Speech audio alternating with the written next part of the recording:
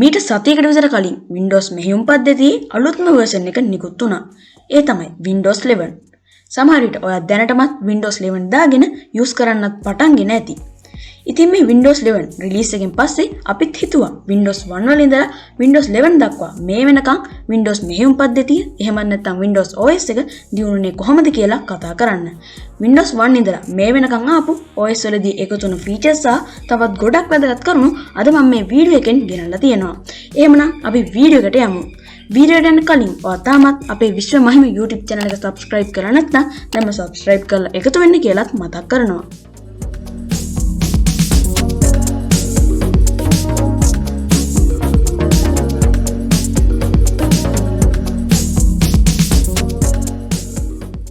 Windows 1 Windows 1 කියන්නේ ලෝකේ පළවෙනි Windows operating system එක.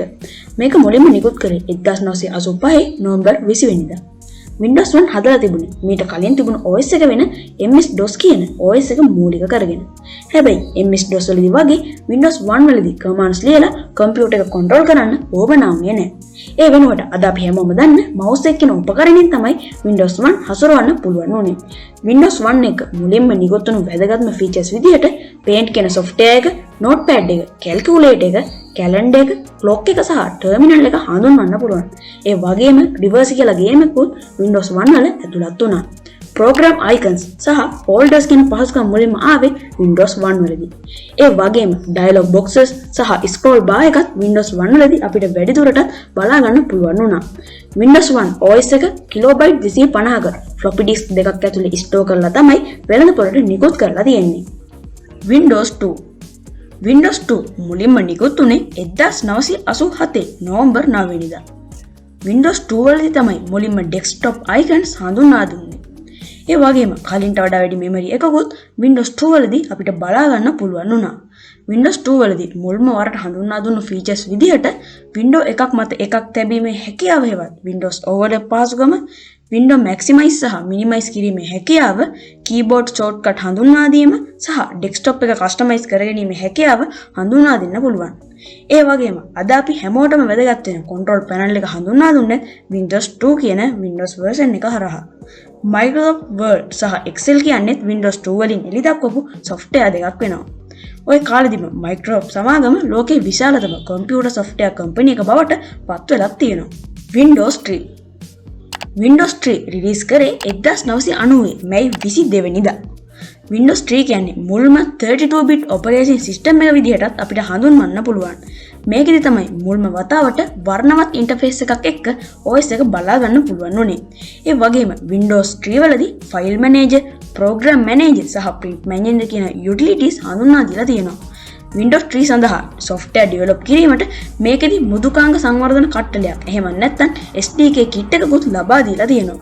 මේ Windows 3 වලම දියුණු අප්ඩේට් එකක් විදිහට 1992 මාර්තු මාසෙදී Windows 3.1 කියන OS එක නිකුත් කරලා තියෙනවා. Windows 3.1 ස්ටෝර් කරලා තිබිලා තියෙන්නේ CD disk එක. මේකෙදි හොඳ quality එකකින් තියෙන graphics සහ font වෙනස් කිරීමේ පහසුකමත් ලබා දීලා තියෙනවා.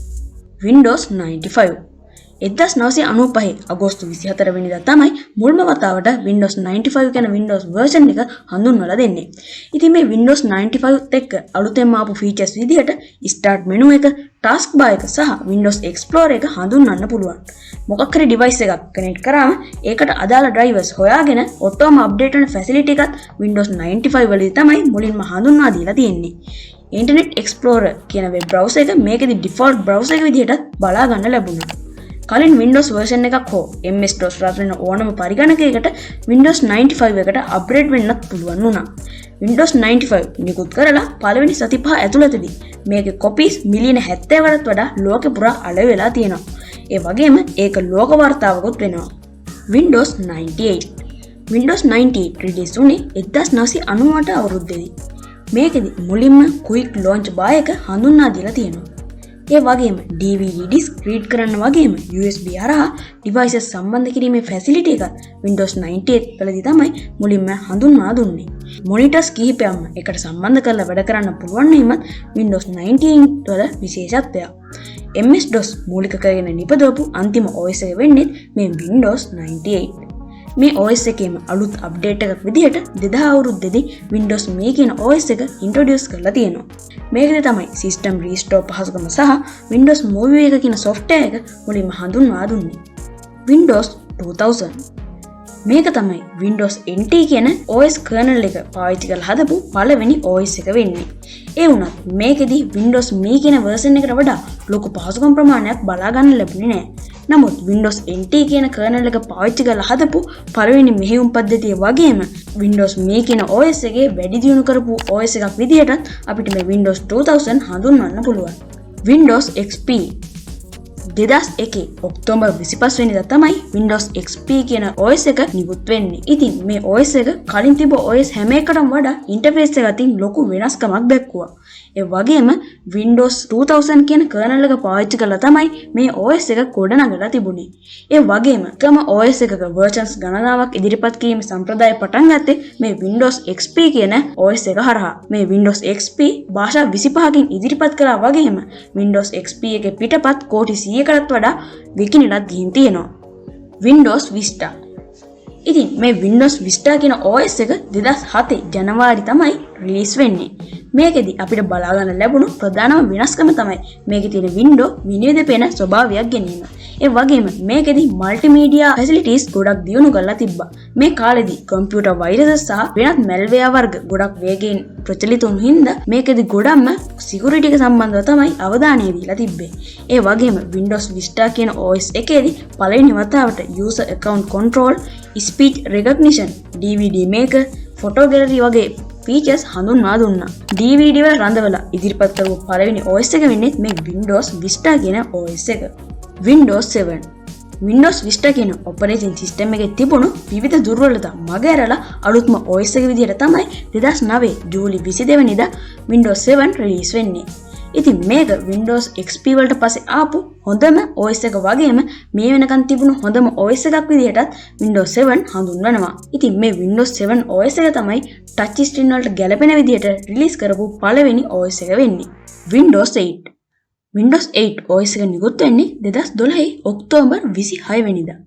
ඉතින් මේ OS එකේ තිබුණු ප්‍රධාන විශේෂත්වය තමයි මේ OS එක නිෂ්පාදනය කරලා තිබුණේ touch screen සඳහාමයි. ඒ කියන්නේ touch screen වලට ගැලපෙන විදිහට තමයි මේ OS එක සකස් කරලා තිබුණේ. ඉතින් touch screen වලට ගැලපෙන්නේ නැහැ කියලා Microsoft සමාගම විසින් මේ Windows 8 වලදී start button එක පවා අයින් කරලා තිබුණා. කොහොම වුණත් පසුව start button එකේ අවශ්‍යතාවය නැවත දැනෙන්නට පටන් ගත්ත හින්දා Windows 8.1 කියලා OS එකක් නැවත රිලීස් කරලා ඒක අරහා start button එක හඳුන්වා දෙන්න Microsoft සමාගමට සිද්ධ වෙලා තියෙනවා. Windows 10 Windows 10 කියන්නේ අදටත් අපි හැමෝම වගේ පාවිච්චි කරන ජනප්‍රියම OS එකක් කියලා ඔයාලත් දන්නවා ඇති. මේක රිලීස් වුණේ 2015 ජූලි 15 වෙනිදා. එතනින් පස්සේ අවුරුදු 6කට ආසන්න කාලයක් Windows 10 හරහා අලුත් අප්ඩේට්ස් ලබා දෙමින් තමයි මේ Microsoft සමාගම Windows 10 අප්ඩේට් කරේ.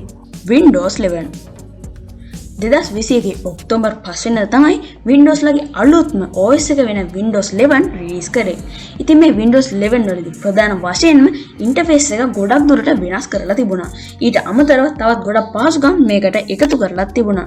ඉතින් ඒව අතරේ ප්‍රධාන වශයෙන්ම Android apps install කිරීමේ හැකියාව, ඒ වගේම දියුණු කරපු multitasking ability එක වගේ ගොඩක් දේවල් අපිට බලා ගන්න පුළුවන් වුණා.